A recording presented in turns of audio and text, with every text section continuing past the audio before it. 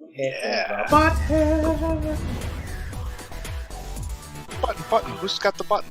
Who's got the button? Who's got the button? I got the button and the checklist. Right. Hey, everybody. Welcome to Roll for Effort. Uh-oh. My name is Jason, and I'm here tonight with Joe. And no one could tell, but I did that thing where I got in Windows where all the screens minimized down to nothing, so it's you're not looking at anything but a desktop, and I was like, did it all break? What happened? What happened? My God, it's all burning! No, it's fine. Hey guys, so this is a free channel. We don't run ads, we don't have a Patreon. If you enjoy this content, please let us know in the comments below. Like, subscribe, share it with your friends. That's a great way you can help show your support for what we do here. And, we appreciate you, and together we're making this hobby better, one game at a time. One game at a time. In a world, one game at a time. Yes, a world of games. Lots and lots of games. Every night if we can get away with it. Well, we have families, so we can't. Well, some of us can. So, Joe, we're here tonight, System Curious, right? We're gonna build a character in Lamentations of the Flame Princess? Yes. Building and this is to show all the viewers just, kind of the ease and speed of which you can throw or characters together in Lamentations of the Flame Princess, which, with the danger level on its kind of more old school take, you could say, you might have to build more than one as you go in a campaign. Yep. And we've had sessions that we played this last month where we literally had to, several people had to create characters in the moment and pop back up. So It's all doable. It's all very, very doable. Rest in peace, Etienne. Yep. Rest in peace. He says. Right? And potentially, spoiler alert, potentially, Jason's character Elric might be biting the big one. Potentially. So we're gonna make a character to replace that if needed. Yep. It's down to the dice, so we really don't know. It's gonna be I'm excited for it. It spun me for a loop. I was like, whoa, all right, let's check this out. So I don't want to spoil it. You'll have to wait and see how that plays out. Right? And so I've already decided I'm going to make another cleric. Yep, which means human. Yep. So we'll be starting at level 1. And cleric means lawful, right? Yep, cleric means lawful. And potentially, actually, I don't... Oh, you know what? I can pull it up. Potentially, a little system I'm using... I'd like to give a shout out to Lucy over on the Necrotic Gnome Discord, who kind of turned me onto this idea because she is awesome. Unless it's a screen name, in that case, he is awesome. I don't 100% know, but yeah. So, let me blow this up. Have this thing. So you died. It's this kind of homebrew system of this prestige points. To kind of making that new character a little easier. Basically, you get a point for every level that your character had achieved, and you can spend those points on those couple options there during character creation. Like Gary, when he had to make a new character, he had 2 points because he had made level 2. So, what level is Elric? Right. So, Elric is... was not prepared for that now? Question. He is level... I want to say, I think it was 3. 3, yeah. Holy crap. Yeah, so... dying is going to really hurt. Anyway, yeah, he's level 3. I'll actually blow that up there. Yeah, so you'll have 3 points. Theoretically, we'll go by that standard, because if he dies, this will be important. Okay. So the options there are, in each of these little bullet points cost 1 point. And you've got 3 since you hit level 3. And again, for anybody watching, this is a homebrew kind of deal we're running with. But what these points let you do, you could spend one to roll 46, drop the lowest for one of your ability scores. You can reroll your hit points, taking the better of the two. You can gain 2 skill pips to place anywhere. You can earn 1,000 experience points, which goes on your sheet, which helps this new character start leveling up. Or you can get an extra 100 silver for starting gear and general cash and loot principles. Yeah. And having played this game, that's a no-brainer for me. I would take 2 experience jumps and at least and the skill pips. It's like impossible to get skill pips otherwise. So. Yep. Unless you're a specialist, you're not getting any more skill pips. Yeah. So different situational rewards. Like I can see adding some of those. Yeah. So I'm gonna go ahead and throw in current XP then at 2,000. Cool. There you go. There you go. All right. So which means I'd already be at level 2. Yep. But let's I'm gonna move your or you got it. Let's move it off to the side. Let's go a little bit more classic here, right? So starting at page 5, Lamentations of the Flame Princess, summary of how to build a character. First things first, roll your ability scores, right? Roll them bones. So it's what, 3d6 down the line, right? Yep, that is correct.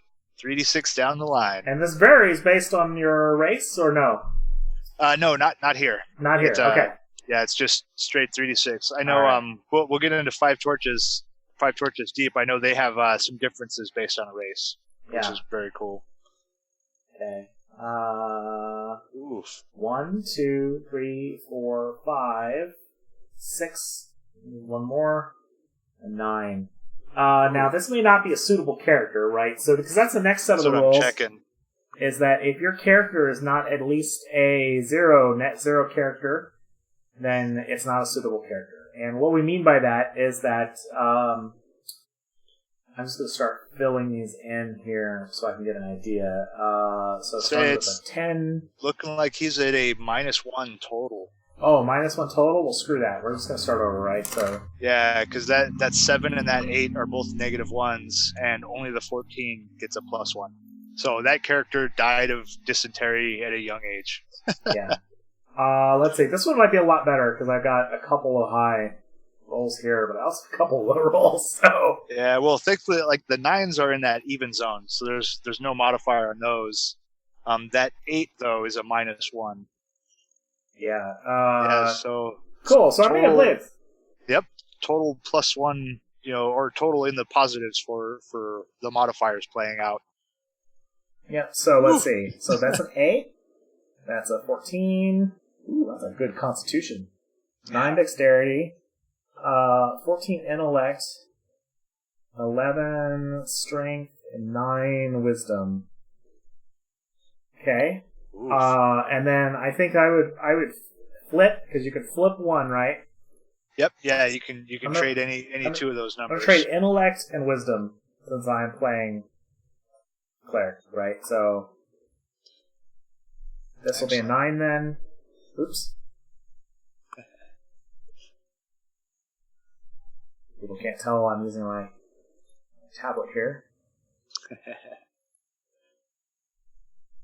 So 9. Oops. Well, that's not the right one.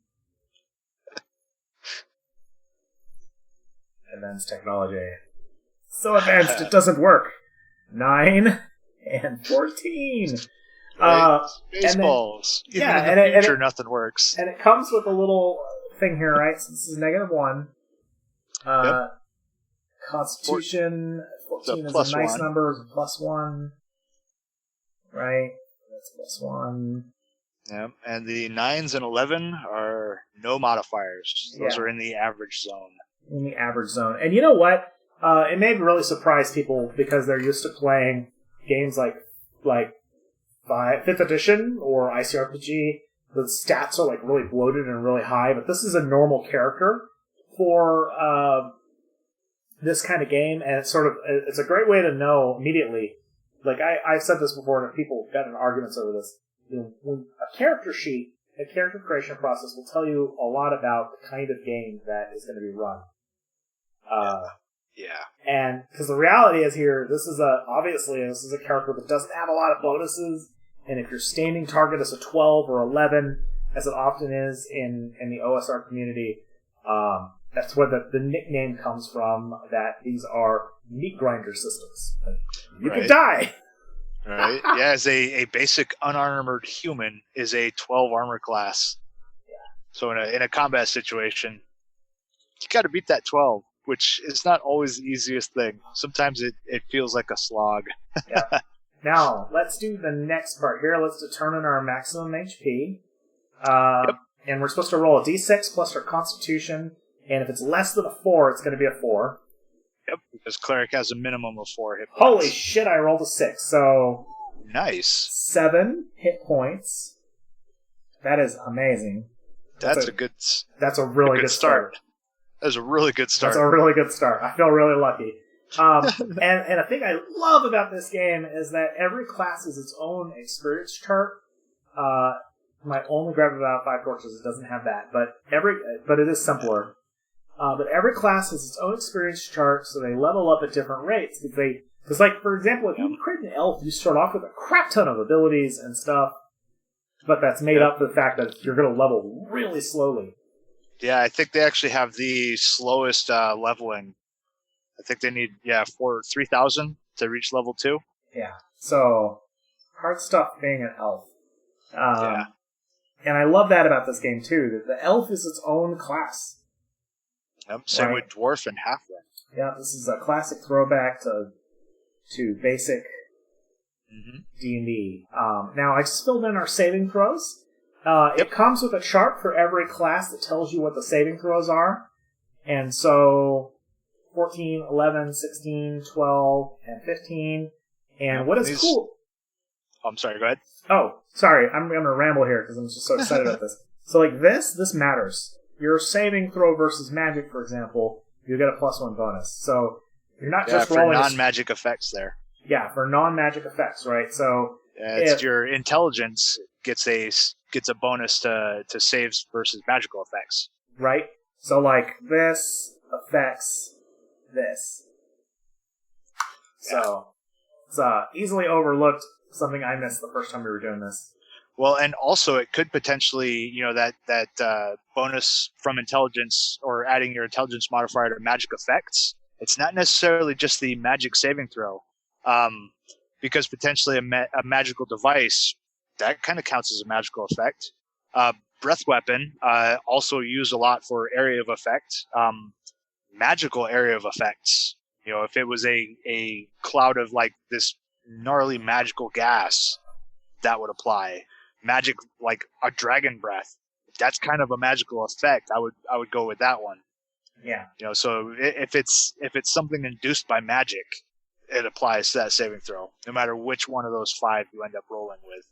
Yeah. All right. Now let's just keep going down the line, right? So attack bonuses. Attack bonuses. So this is almost like proficiency, right? In that everybody gets like a +1, don't they? Unless you have an additional bonus from your strength or dexterity. Help me out here, Joe. I don't remember which one it is. Yep. Yeah, you start with a +1 for your base attack bonus. Okay. Yeah. Cool. So and that's then +1. And for melee attack bonus, it is your base attack bonus plus your strength modifier. Right? Okay, which happens to be 0, so I'll just keep it at a 1. Yeah. And then the same thing for range, right?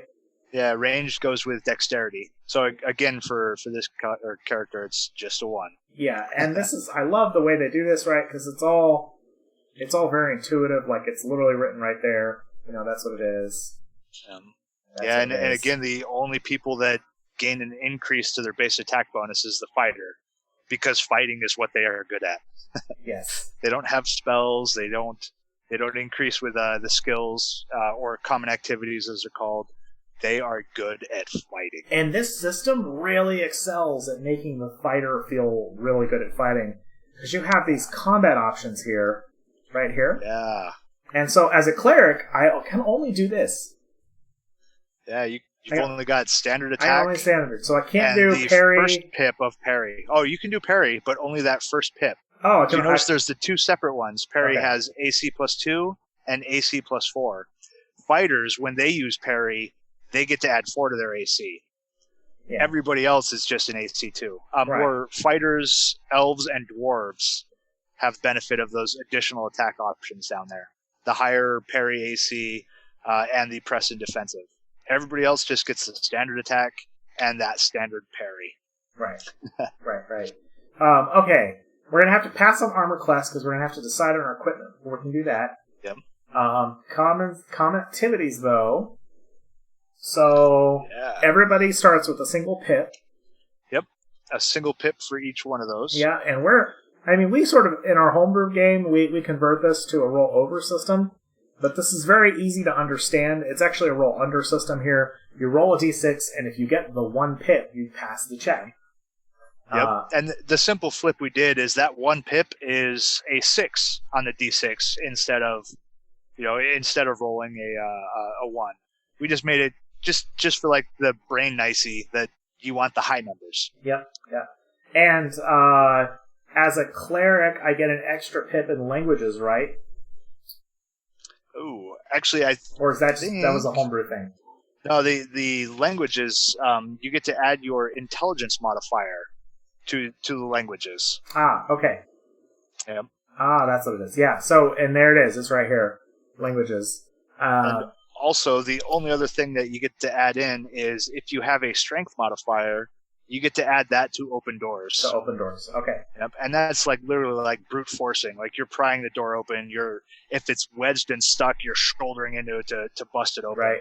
And that's the one skill on there that never improves. Like a specialist can't put points into that because that is your brute force strength of busting a door open. Yep. And let's see. Looking at this down here, my maximum spell level is 1. So I'm going to fill in 1 pip on that. And actually, with the homebrew that we're using, the weird magic rules, the cleric has available all spells of his character level. Totally throwing like any spell slotty nonsense right out the window. Yeah. So technically, as a level 2, you'll be bumping that up to 2 levels of cleric spells. Oh yeah, that's right. I am a 2. Yeah. Well, I figure we'll go through and get the first level stuff done because going to second level, you're pretty much only going to be adding to your hit points. Yep. Okay. There's nothing else improved in there for you. I should have, though, languages known. I have common and liturgic, right? Yep, liturgic for being a priest. Right, and in some ways, right, because they interpret, this uses alignment as if it was like in old D&D days, right? So you have basically when you're not part of chaos, right? Like those would be the languages of an evil character, or chaos, the chaos language. This is like the language of order, right? So more or less, yeah. It's kind of akin to Latin, if totally pulling that right out of like Catholicism. Like Latin is like the language that they use for a lot of like their older prayers and stuff, and liturgic is the thing. Yeah. Oh, and actually, before you go writing not known, so the not known spot, the way languages work is when you encounter a language that your character does not speak, you roll that dice against your languages, and if you succeed, you know that language. If you fail, you do not know that language. Cool. Yeah, so that's kind of like the twist or the way that the languages skill works. Okay. All right, we're running short on time here, so let's knock this out. Right. So, equipment. Oh yeah, gonna have to pull the book open for that. Yeah. Equipment here is actually where the character creation gets a little bit more complicated. Essentially, you have a certain amount of money that you can start with. 3d6 times 10. 3d6 times 10, so let's do that. It's silver. Come on, high rolls! Not so much. Times 10. So we have 60 coin.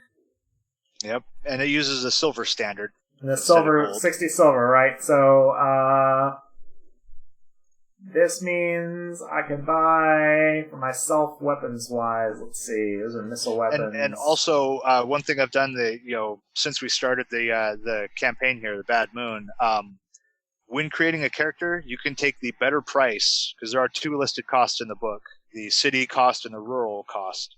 So take whichever price is the cheaper of that is what I'm allowing for starting gear. Yeah. It's another homebrew thing. Internet, don't shoot me for that. Yeah, I mean, like all games, right? You can change this to work however you choose. So I'm feeling a little bit traditional. I'm going to buy a spear, right? So I have 60. So -5 for spear. Oh, 3. Rural has it at 3 silver. Oh, 3 silver. Okay, neat. Yeah, the better price. Okay, so over here I'm going to write down spear. And my AB on the spear is 1. Yep. And the damage it can deal is 1d6. Yep. Right? Yep, and it's just a flat dice. No strength modifier. No strength modifier. But it's a spear, right? So medium range? Yeah, I think spear, if you're throwing it, short is up to 10 feet, medium is to 20, and long is to 60. Cool. So these are going to be ranged attacks. They're going to be over here, but otherwise, I'm attacking within short range, stabby. Yep. Using it as melee. Yep. So I'm trying to reserve my gold here. So instead of 5, this was a 3. So I want to buy a shield for sure. And that'll better cost is 10 out of that. Yep. So -10 for shield. So I am down 15. And I want a shield for the AC. Yeah. And can you use your shield as a makeshift weapon? Yeah, I would definitely allow somebody to do like a shield bash. Okay. Well, I wrote it down in the weapons section. Hopefully that doesn't get me internet shot. Right. Strictly speaking, it should probably be in the gear section. But the shield affords you 2 AC, right? It gives you 1 AC for melee and 2 AC for ranged. That's right. So it's much better against incoming missile fire. Okay. Or ranged attacks. And this is important. And then so my next gear is going to be on the armor. That's what I care about the most from my experience, because things hurt. And it looks like leather is in your future for that at 25 silver. All right, 25 silver. And leather has a base, so this is cool. All the different kinds of armor have their own ACs. They just magically are. Yep, and it's all based on that unarmored is a AC 12. So with a leather being a base AC of 14, that's pretty much just saying it's a +2 to your armor class. Yeah. So shield, spear. Yep. And leather armor does not go onto that side of the list because it's one of the pieces of equipment that, the way it's worn, it does not add to your encumbrance at all. Cool. And so this uses a nice, as the number of items increase, so does your encumbrance. Yep, those first 5 cost nothing. Going into that number 6, all of a sudden that puts you at +1 or 1 encumbrance point, which goes into this chart over here. 0 to 1 counts as unencumbered, so that does not reduce any travel speed or combat movement or anything. Yeah. And as those go up, it's got the 2 is lightly encumbered, 3 is heavily encumbered. Those start, really, kind of bearing down on you. Yeah. There's also all these items on top. Those are directly, those are 1 point each. So wearing chain armor, that's automatically 1 point. That automatically puts you into that 0 or that 1. Still unencumbered, but that's 1 point. Yeah.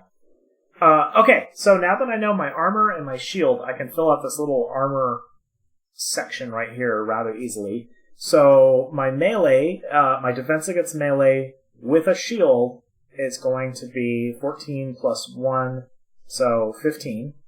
Yep. Which is really nice. With a shield, it's going to be a 16.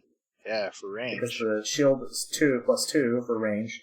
And my melee without the shield is going to be 14. Yep.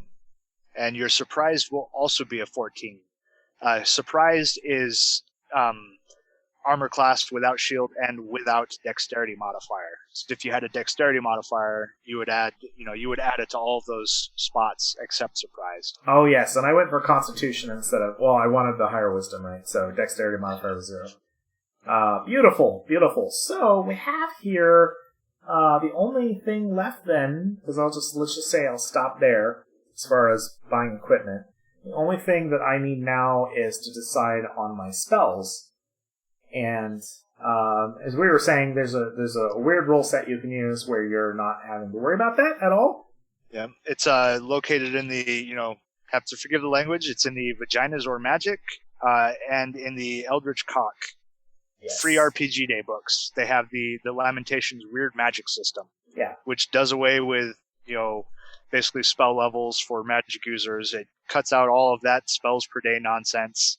You have a number of safe casts equal to your level, and every spell you cast after that, that becomes rolling a save versus magic to successfully do it. Like, so if you fail that save versus magic, you are now rolling a dice on that mishap table where all manner of crazy, sometimes bad things can happen. Yeah. And some of that may be, hey, the spell works fine, but you grow a third arm. Like, I don't know. Like, they get weird. They do.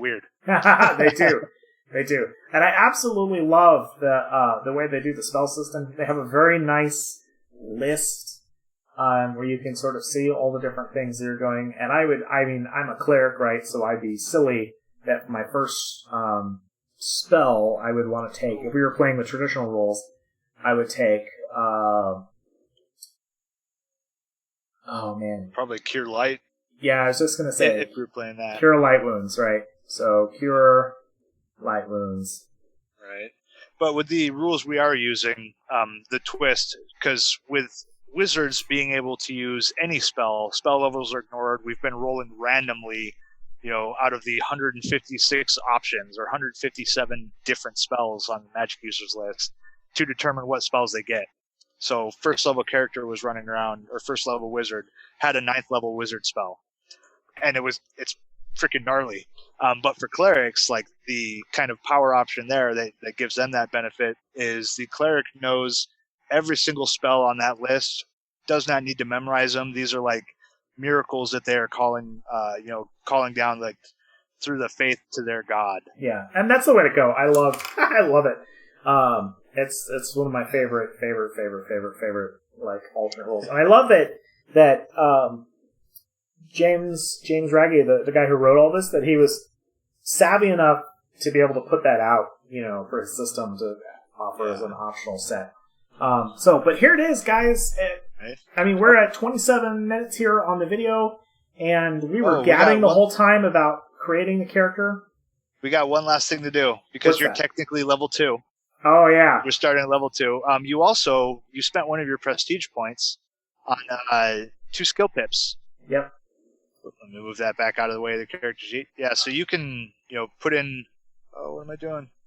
Yep. Stop being funky. Yeah, so you can add in your pips. There we go. And hit points. You get to add more hit points. And so the way we've been doing hit points to kind of throw a wrench in the works is you might not always get hit points every level. So how we're doing it is at second level, he would have 2d6 as his hit die. He'd get to roll 2d6 plus Constitution for each of those levels. So 2d6 plus 2d6 plus 2 in this case. And if he rolls higher than what his hit points are, he gets new hit points. Yep. Otherwise, nothing. So at 8. Yep, that bumps hit points up to an 8. Yep, so boom, we're at an 8. Ouch. And and if I was to add those 2 more pips, then I'd probably go with search and... Oh man, I'd have to think about this last one a little bit more. Okay, and you can also hold on to it, because one thing I've done with all the characters so far is everybody has gotten some extra like specialty skill of some sort, or just an extra option that ties in with their history and stuff like that. Stuff. I can't hold on to it. You're mad. Right. No. But okay. In case another skill pops in, or a So if you weren't gabbing about this the whole time you're doing it, you could very easily build an entire character out in less than 20 minutes. Yep. And that's it, guys. That's our video this week. This is how you build a character in Lamentations of the Flame Princess. Right. Like Next and subscribe month, and like, subscribe. Next month, we're gonna take this character and put him through a quick little scenario, so you can see how all of these like little gears like turn and fit together. And yes, and we'll show you that. A fight to the death against cave monkeys.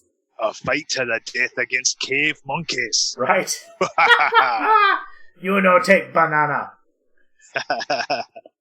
Nice. All right. Thanks, guys. Thank you much, folks. Sorry, we got lost a little bit there. Cave monkeys, you understand. Yeah. Like and subscribe. Tell your friends. Hope you found this interesting or helpful. Thank you and good evening. Indeed. Thanks much, guys. Bye. Bye.